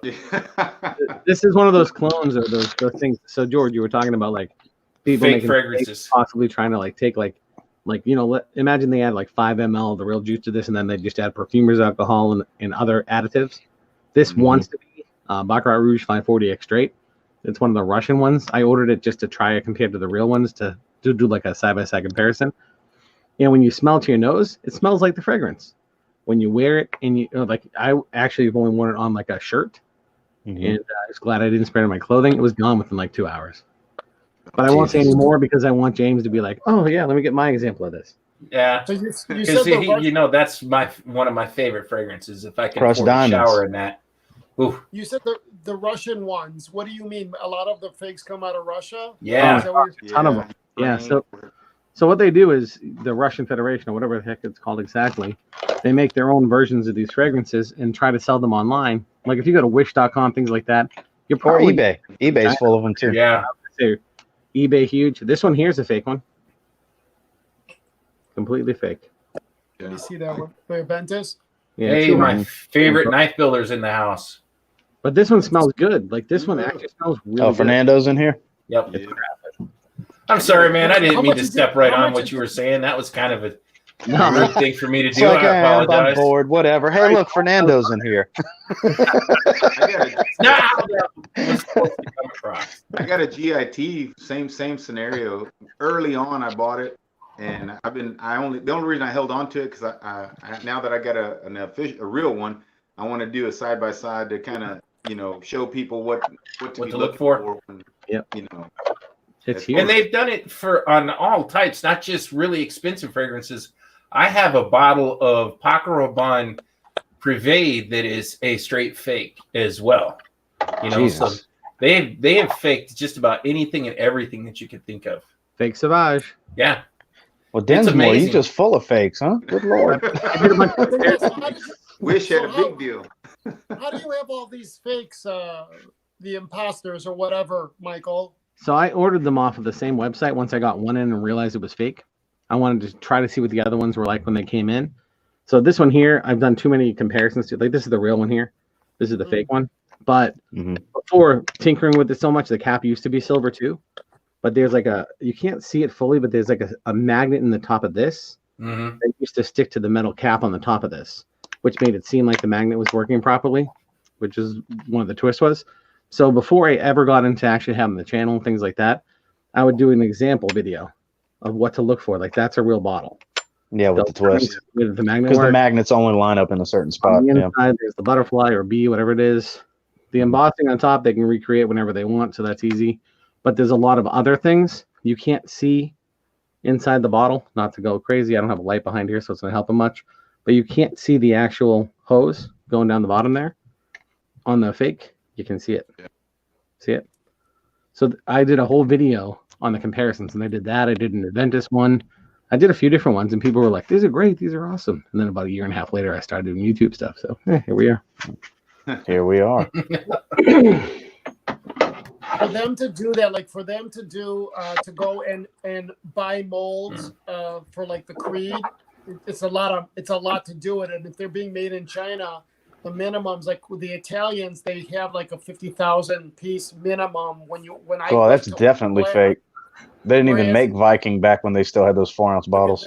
No, they did not. So in China, that has to be on a mass scale for them to make the fake bottles like that on a really mass scale. Oh, yeah. Hundreds of thousands of bottles of fake bottles being taken out into the market. It's just incredible to me. It's incredible. Yep. And honestly, I'll tell you right now, when I got part of FragCom, I had pictures of different stuff I had up. And this one here is the one I had when I realized they were fake because of the 4-ounce. So I was a frag head. I like buying fragrances, like all that kind of stuff. And someone had said that this size wasn't real. So it wasn't available. Right. So I started doing a bunch more research. If any of you know me a little bit more detailed, which some of you do, I can't let something go. I have to learn more about it. I have to dive into it, fully get engulfed with it. So that's when I bought all the other ones. So I got the Sauvage, I got the Creed Aventus, I got a ton of these things so I could do side-by-side comparisons. And it was just mind-blowing. Honestly, though, Sauvage smells just like Sauvage. This one is pretty dang close. The Aventus, I have one friend of mine that likes the fake Aventus better than the real Aventus. And the only one that doesn't do it exactly like in that same wheelhouse for me is the Baccarat Rouge one. But I still won't wear it. Look how full this is. The only reason they have some out is people say, "Hey, can you send me a 2 ml or something?" So some of you received stuff from me before. I'm just like, "Yeah, I'll send you it, sure." So I put a bottle in a 2 ml. I'm like, "Here, try this against the real stuff. See what it smells like." It's just for the collector of me. How much did you pay? Wait, how much did you pay for those bottles? $50-something, $60 maybe shipped. They're still making a lot of money too. Yeah, it's still a lot of money. Each? What's that? Yeah, something stupid. Well, you got to remember when I first got that was a gift. So I didn't buy that one, but I got the website from the person that bought it and figured the rest out from there. But yeah, trial and error, man. I put it under R&D, George. There you go. R&D for the DJ company, because on ladies' nights or events, I bring samples of cologne, and the girls have to guess what it is to win prizes. It's actually kind of cool. Yeah, I like that. Yep. And what are the prizes, Michael? Like cards and stuff.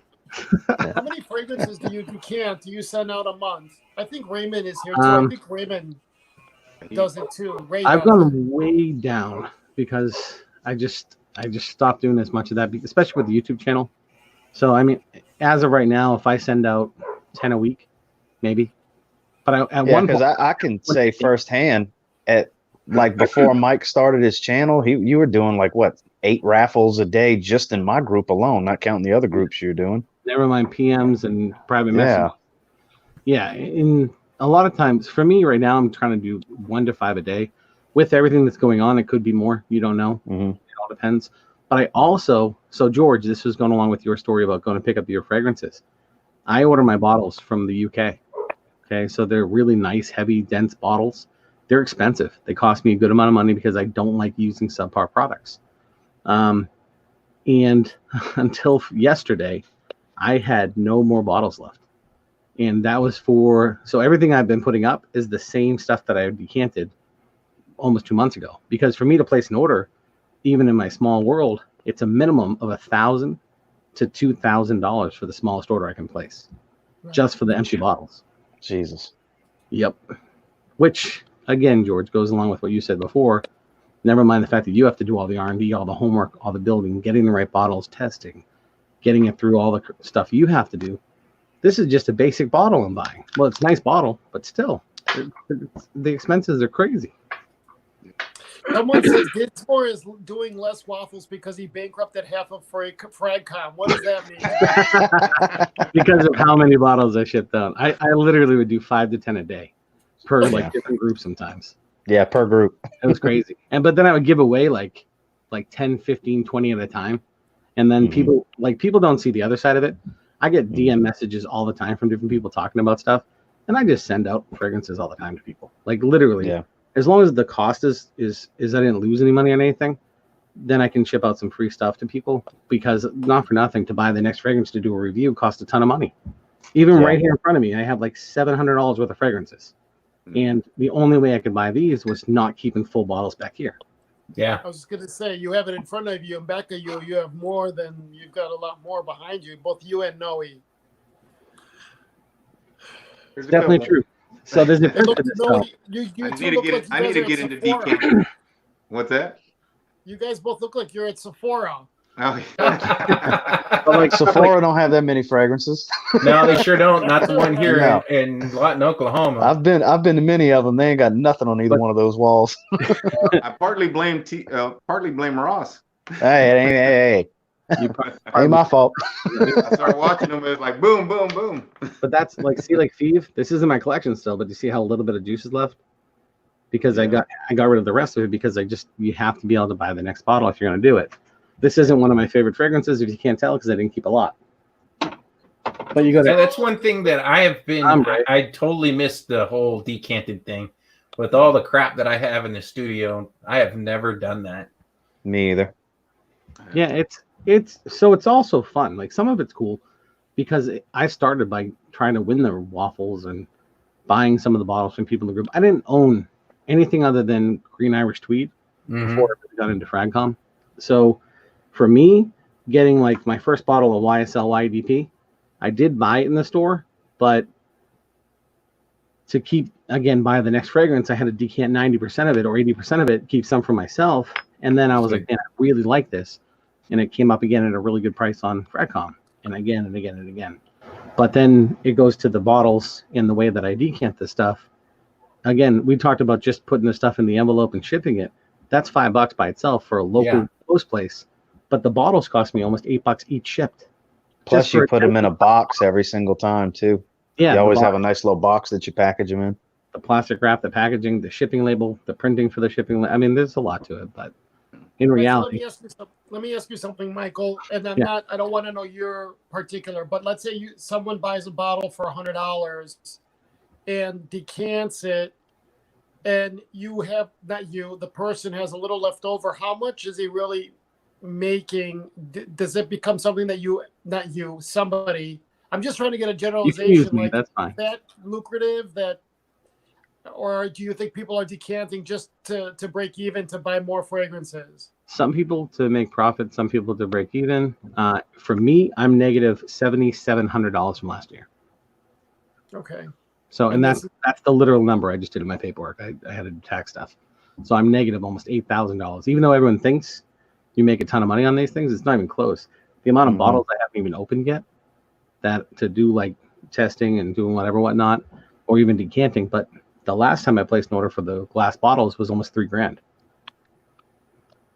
So it's kind of like, so it's a passion too. You know what? What you should do, and someone said this, you should do get your background, your back all perfect and stuff, and take a really high def picture of it and sell it as a green screen to people. I think that would that's not a bad idea. Yeah, it's funny you said that. Mark down at Aussie Fragrances, he did a a video where he actually took mine and I saw that. That's awesome. That was pretty awesome. I was just like, wow, So I'm serious. You should do that because it looks. I think that even as a, you could even you could do it as an advertising for your channel too. Mm-hmm. You could sell it as what are those the screens that after 3 seconds or whatever a screensaver. Yeah, you could use it as a screensaver too. I think that would be something that you would see a lot of frag heads. I'll try something. This whole thing has just been out of passion, and obviously, as Mike says, this is not something we're making money at. It's just something that we did it as a joy. I've seen many of you guys, and I was like, man, maybe my input will be okay. Maybe I can actually say something that helps another Noe out in the YouTube world make a choice. And because obviously, as we all started out, we all were looking towards others. Because you can't, there's no way you're going to go try everything out there. I'm a blind buyer. I do a lot of that. And there's no way you could possibly go out and sample everything. So you're kind of getting the better opinion of, and that's why I try to always help or try to promote that everyone watch other channels, especially for the things they're looking for. Yeah. He froze. He froze. Try to hopefully convey that. I have to tell you my Noe story. Can I tell you my Noe story quickly? So Noe comes into the scene. He goes, George, he bought a bike. So he goes, George, I'm going to open my first channel and it's going to be your fragrance. I go, that's great, Noe. So he does his first video and I see the pillow. So I said, you might want to adjust your pillows. You might want to.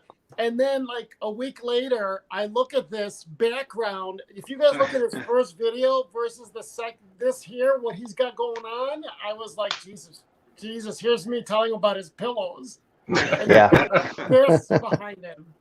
Yeah. Well, between you and Ross, it was like I almost made that as a, when I said that, I was like, that's going to commit me to do it. When I said I'm going to do it, and because for months everyone always kind of thinks, well, maybe I would, maybe I'll do that, and sometimes because it is, I think a lot of people on YouTube don't realize, as subscribers don't realize how it can be putting yourself out there in a sense. No matter how it is. Someone may be, we're all human. I think everybody. I mean, I'm with Ross. I did sales for about 10 years in the health clubs and some outdoor sales. So the talking part wasn't that's going to be as hard. But now you're going to put yourself out there, and you got all these really well informed, and I'm just a little rookie thinking about it. So it is a little nerve wracking. It is a little bit hard to sit yourself and put yourself out there and think. And unlike. Maybe I'm just low tech. Maybe I'm just kind of odd in the sense, but everything I ever do is all one shot. I don't edit. So it's like when I hit the record, I'm one go. And at the end, I just cut off the ends and I hope for the best, I guess. So see, I still do the one shot thing too. The edits that you see when it goes from 10 to 9 to the next one is so there's no more of me doing this and grabbing whatever. Yeah. All right. Next is no more of that. I edit that part out now, so it makes it a little more uniform. That's kind of what's changed with me. I still just press record one time, and it's one video file. But what I felt was great about, especially your channel TOT it's so authentic, and not that y'all aren't, not that others aren't. I appreciate the editing part. It's just I don't see how they have enough time. I mean, it's already one video for me. It seems.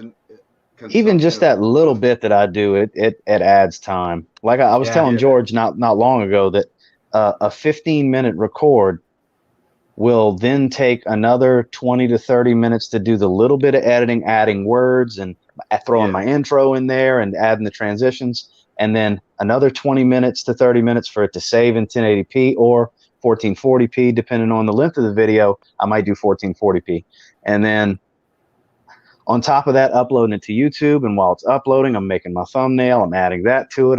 I type my description every time. I don't use TubeBuddy. And then once that's up there, then I go to the Creator Studio and I monetize. If it's over 10 minutes, I add ad breaks. I add my end screens. I add iCards. It's before you know it, you're down the rabbit hole, and 3 hours have gone by for a 15-minute video. Yeah. Wow. Yeah, I can totally relate because I do a lot of heavy editing with my stuff. You got multiple camera angles, so yours is much more in depth than what I'm doing. Yeah. Yep, a lot goes into these videos. All to do for free video content for people to enjoy. You know, and to have them yell at us if somebody sends one of us a free bottle to actually do a review on. Okay.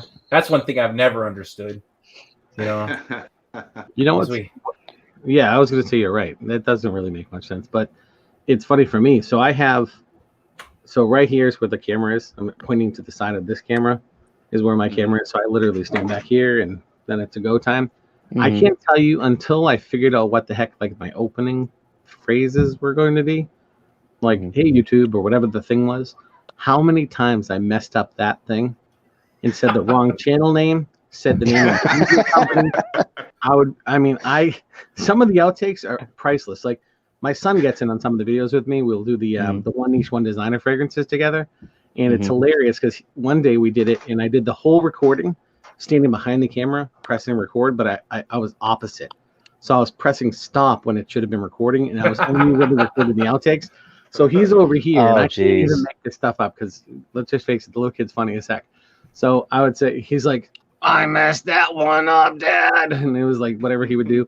So I'd press the button, and then it was recording the outtake. He's like, Dad, I was like, I like this fragrance. This is my favorite fragrance. He's like going crazy. So I have this video. He's like, I don't even like this one. He's like, whatever his thing was. The whole thing was hilarious. Very animated. Oh my God. And because he could see himself in the screen. Yeah. So it just made it so much fun. And honestly, that took us like 2 hours after messing up all the time, just laughing at the videos. And I'm like, we got to redo this whole thing, right? And he's like, oh, I know. He's like, but at least I know what not to say now. And the whole thing was just fun. It was bonding, and it was cool. And he sprayed the fragrance like once, whatever. I think it was Coach for Men.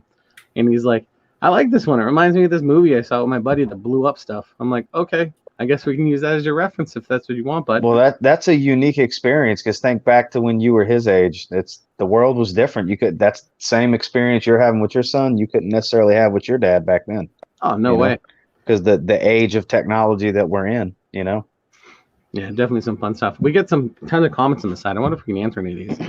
First off, I'm laughing at Ray posted something like, yeah, talk about DM, and I'll look for my 50 mLs of extrait. Yeah, don't worry about it. That should arrive one day. Just if you go to MFK's website and purchase one, it'll show up pretty quickly. Send him the link to the fake website. Yeah. Exactly. I wouldn't even do that to my biggest enemy. That's horrible. I'm joking. Anthony, actually, at the end of this, you're probably gonna get like DMs. Hey, can you send me the link to that fake website? Yeah, that might happen. A bunch of other great ones. Georgia Jensen there. You get Mega Dave. Craig Shells, what's up, man? Trying to see if anyone else. Bureau, Nerdy Fragrance. She's awesome. Hillary, if you guys haven't met her or talked to her, she's so much fun.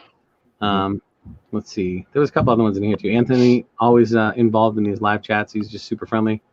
Great member of Fragcom, too. I don't want to leave anybody out, but you guys can look through more of those there. Swift Sense is on here. Michael Flynn. Mike Ramanga with lasagna. That's the best thing ever, because that's the only way to know how to say his name, in my opinion. Well, it also makes you stop and pay attention to his name. When you're scrolling, it makes you stop and pay attention. It's one thing I wanted to ask you guys something. When it comes to scents, I'm surprised at how many guys there are that are complete frag heads. And I'd like to go into things and look deeper into them. But do you think that men, there's something when it comes to scent and men, and we connect it to something more, I don't want to say the word erotic, but you know what I mean? Like, do you think men are more with fragrance than a woman would be? Or do you think that it's equal? Do you think just the way our brains are wired? Because you don't see a lot of women channels for women fragrances. Yeah, I've kind of thought that myself, in passing, but to be honest, I haven't seen enough female channels to be able to form an opinion on it. Because there's only a handful that are really, have really gotten into the public eye.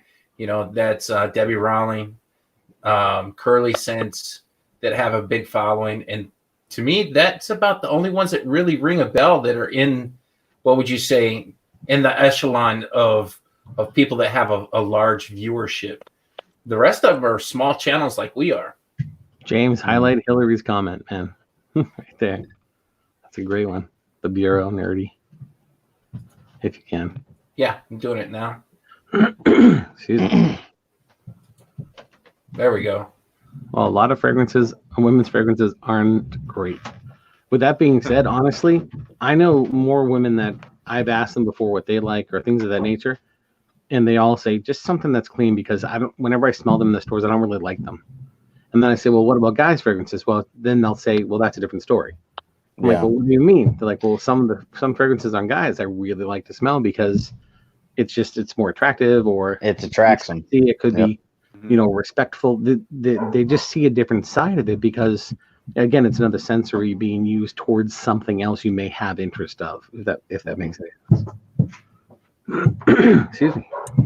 Even made a comment about the department stores. When you guys go in, these guys have it down to a science, the square footage. And so when you look at a department store and you look at the cosmetic or the women's clothing or the shoes, it's a percentage of their sales. So they're not going to give extra square footage to a category that isn't bringing in the revenue. And so I find that interesting. You see the women's fragrance area is massive, whereas when you go for the men's fragrance area, it's like a little kiosk. And that surprises me as well, I don't know. I think that's changed quite a bit over the years. When's the last time you walked into a Macy's, George? What do you mean, as opposed to men's and women's fragrances? Yes. I was looking more. It's about a 50-50 split on the size of the department now. I was thinking more of Nordstrom or a Neiman's but yes, you're right. Even Bergdorf Goodman is a small little thing. Macy's is bigger. You're right. Macy's is massive. Macy's, a Dillard's, places like that, a Stage, Steinmart, these types of places that carry your designer brands. And this is just as many men's fragrances as there is women's. It's like a 50-50 split roughly. Yeah, I have to say it's the same here at my Dillard's because we only have one Dillard's, one big store. And I will say that it's probably 60-40. There's probably a 10% more female fragrances in that area, but they still carry quite a few men's fragrance, way more than I would have suspected, when I first walked in there. I think the only thing that happens, though, to give that illusion is that the women's side has a lot of cosmetic. That's what I was thinking, too. Yeah, maybe. Their fragrances are actually, I'm with Ross, they may be even more leaning towards the men. Towards the men. Because the amount of fragrance for women seems to be more, is smaller in size, but their cosmetic. Because there's a lot of makeup booths with chairs right there in that same section right there. Whereas when let's say we got this 50-50 split, let's say these 5 pictures of us right here, I would say probably the 2 larger ones and 1 small one would be the men's section versus the 2 smaller frames being the women's section for fragrances. And that's me thinking back to all the years of me walking into the Dillard's in Houma, Louisiana, where I'm from, because that's what we have there. We don't have a Macy's. And it's always, that's when you're walking in the women's section, they're trying to hit you with testers of men's fragrances from the front door, and the front door is by the women's section, but they're hitting you with men's fragrances. Yeah. Because that's what draws a lot of people in, the new men's release. I will say that Sephora is definitely female dominated, though, because Sephora in the pennies here has probably maybe 30 different fragrances, and then that's it. And they have an entire wall of female stuff. Yeah. Well, Sephora's, that's a big makeup store too. Yeah. So a little bit different than your big department stores. As far as dealing with like a Nordstrom or an Neiman's, if you notice, there's no more ancillaries. There'd be a time where you'd be able to get a shower gel, a body balm. You would have all these ancillaries, and all of them are now no longer there, and you could only get them online. And so you're also seeing a huge shift in that. The men's category has grown in terms of men using, their skincare routine and makeup and all of that. But the men's fragrance, I don't know if it has to do with the fact that you could, they're trying to compete with the Amazons of the world, which is a very naughty word to say around the department stores. But it's just interesting how you're right. You see I just think on the higher end, you don't see a lot at the higher end specialty stores as a Macy's or a Dillard's or whatever. But that's a whole different monster, guys. Those brands, there's only 3 or 4 distributors, and a lot of those brands that you see, they own the counter space. And so And not just that, it's not necessarily men's and women's. That's genderless unisex fragrances as well. A lot of your higher end that Neiman Marcus and Nordstrom carry are genderless at this point. Your by Killian's, different ones like that, like Parfums de Marly and Creed are really two of the last brands that are really separating the men's and a women's section. A lot of these niche brands on the higher end are unisex at this point. Yeah. Do they sell it at Dillard's and Macy's? Killian and Creed and that is sold at Macy's and Dillard's? It's not I've never seen my Killian. Local Dillard's. That's more designer level. Yeah.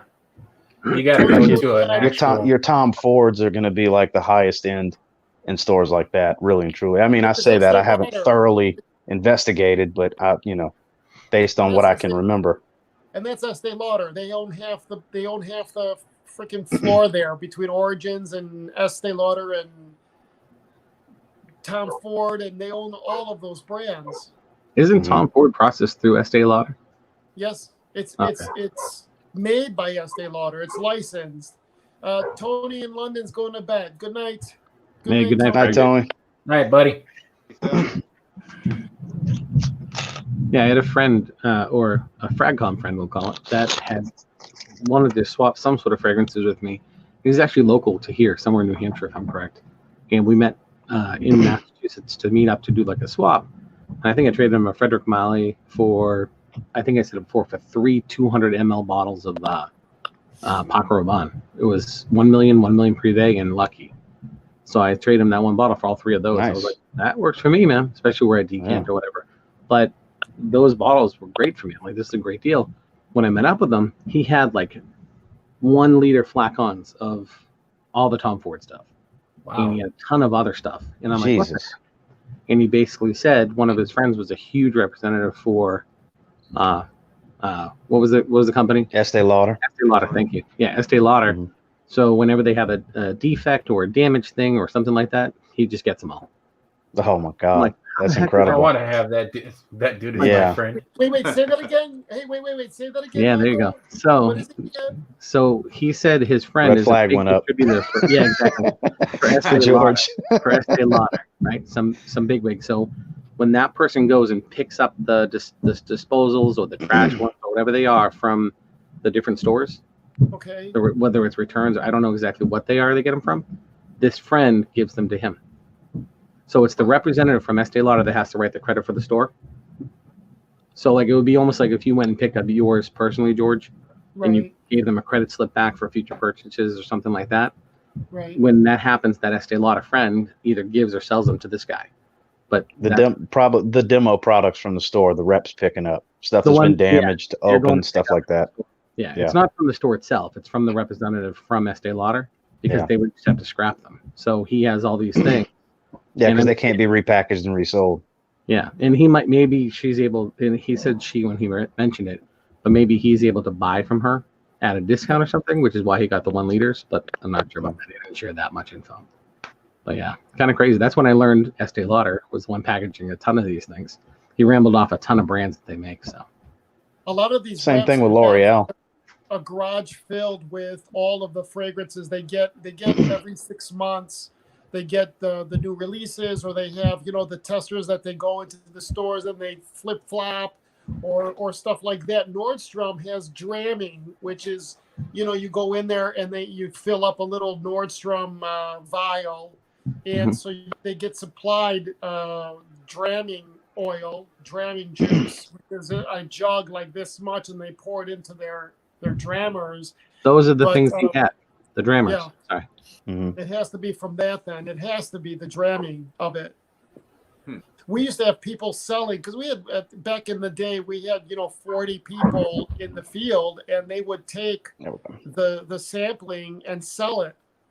And so I would be buying stuff on eBay and catching their butts saying, hey, you're selling the stuff that you're getting on eBay. I could tell you stories that would make your hair on the end of your arm, like even the people spraying, when you go in the store, and they charge, they're almost $20 an hour. Well, one woman went and sent it by mistake, the timesheet of a competitor and the timesheet for Zaharoff, and it was overlapping the times. And so it was this whole thing. So I called that competitor, and then I reached out to all the fragrance houses and find out that some of these women were getting $120 an hour. Holy smokes. Just by doing it in the same time frame. And so it's stuff like that. And they're not saying nothing. They're going to take that check. Yeah. Jeez. Anyway, I'm here just to show you some of the stuff some of the stuff that people try doing. It's kind of ingenious if you think about it, as long as I'm not the one cutting the check. But anyway. And you guys see Ray Ford's comment down below? I see that they announced shortly that they're doing a mandatory quarantine in the U.S. that's supposed to start tomorrow. Only essential personnel will be allowed out. Jesus. What does that mean now? Are they? There was an interesting article in the Wall Street Journal about how many companies are trying to deem themselves essential. Like there's factories like that process metal that can't. Oh, I'm sure McDonald's is going to say they're essential. Yeah. Certain food services, I believe, are considered essential, but it's more grocery stores, pharmacy. Yeah, grocery stores are definitely essential. So on a side, go ahead. Michael, go ahead. You were saying, go ahead, Michael. So about 5 days ago, I got a text message from a coworker of my wife that her brother is in the reserves, and it just was a basic shot of information, and it said, prepare to have your prepare for anywhere from 14 to 21 days. It told this person to be prepared to be away home for at least 30 days. Focus on a minimum 30 days. You guys, the economy will not survive it. It will not survive it. It will not. I get very upset about this. It's not going to survive it. Yeah, I don't think it will either. I think this will be something that will take years to recover from. Especially where it was humming. It was doing so well. But the long story short from that person, they just said, and this is 5 days ago. This is before this all became a little bit more real when they started shutting things down in a sense. Literally the next day we heard certain things in that nature. But what he had said in the text, it just said, go grocery shopping, get some food, prepare what you can. The stores are still going to be open, the grocery stores, things like that. If I'm correct, he said, expect them to announce either a 7 or 14 day to start. It'll extend from there or something like that, if I'm correct. With that being said, I got a message yesterday from a reserve sheriff in my area saying they just had a meeting that pretty much reconfirmed everything that other guys sent the text message for. And he said they were pretty sure what they would do is make it so you had access to grocery stores, of course, pharmacies, hospitals, because those are the mandatory areas. But at the same time, you would have, if they told him the right thing, they would base it by your social security number for the times that you were able to go grocery shopping, if that makes any sense at all. I don't know how I feel about that. That's weird. I don't know how they can do that. How would they be able to prove it? Because that would go to a whole different state where you would have to prove who you are. Yeah. It's a whole weird thing. But that was from, I don't know. And again, the problem is anyone given any information, even the person that was in the meeting from the sheriff's department, right, only has what his supervisor interpreted the information they got. Right. You know what I mean? Until it's set. We talked about earlier, the reason why we think viewing is down because everyone's just waiting to hear what the thing is. And my phone is lighting up like crazy right now, and I don't know why. You guys, the only reason, and this is this, people are looking at China saying, oh, China is back up and humming. The government props the whole thing up. Yeah, it's all propaganda.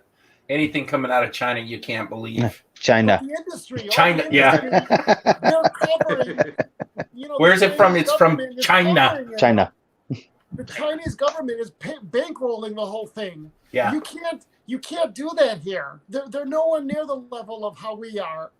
This is, and you know what, guys? It probably needs a good 5 weeks, a month and a half for this to really go away. But I don't know. Like you were saying about the economy not being able to survive this, the thing that worries me is I sell luxury goods. Yeah. What good is that going to be if the economy crashes? Who's going to buy a freaking Range Rover? Well, I can tell you, firsthand experience. I had my motorcycle shop in California during the beginning of the first recession back in 08, 09 when everybody lost their home. Everybody I knew lost their home in California. Everybody. Nobody, and I was like you, I worked on people's toys. If you are not making your mortgage payment, you are not spending money on non-essential stuff. Yep. Period. Because everybody gets hyper-focused on making sure that they can survive. Yeah, because the people that can afford these things have money in the stock market, and the stock market is about to crash. That's exactly right. And like I said, people with cash, you could have a couple $1 million in your company bank account, but they're covering the paychecks of their employees. But what happens a month later? Yeah, when you have no income to offset your outgo. No cash flow. Yeah. Everyone's going to be in the same situation, and that's what worries me. And you know what? I think that the Chinese, actually, about the death and the number of who are infected, I also think that's a big freaking hoax too. I think so too. If you just take a look at the news coming out of Italy. Yes, right. You know, that's a very transparent country that's on good relations with ours, and their death toll is, skyrocketed within the last week to the point where it's crazy. I've never seen or heard of anything like this. And so again, it stinks that we were trying to stay positive, and of course you saw that, which we were all talking about earlier, even before we got onto this live stream, that we were just waiting to hear what was going to happen. Michael, this is how you're able to share information, and I appreciate this. I'm going to get off there, but I want you to know, and whoever's watching, I love you guys. I'm praying for you guys, and God bless you guys. All right, stay safe. All right. Great to you too, man. And thank you for the invitation. God bless you guys. Stay safe, brother. Thanks for coming, George. Bye, George. I think we're gonna go ahead and call it. It's going on. We're at an hour and 56 minutes. Yeah, that 2 hours flew by. I mean, I know I was only on for like an hour and a half, but you came on, and I want to thank everybody for their participation. That's huge. Happy to talk to you guys. Yeah, I saw y'all. It looked like a fun conversation. And I was like, man, I missed out last time James went live with Mike. I was like, man. So I started messaging all y'all. I'm like, hey, man, I want to jump in if I can. Well, I'm glad you did, brother. Yeah, I'm glad y'all had me, man. It's a pleasure to talk to all you guys. Y'all stay safe. Buy as much toilet paper as you can, because apparently that's a thing. Oh, man. I'm going to choke the shit out of you. Because first of all, none of that matters. Causes of the disease is dysentery. And I'm almost out, and I can't find any more. Uh-oh.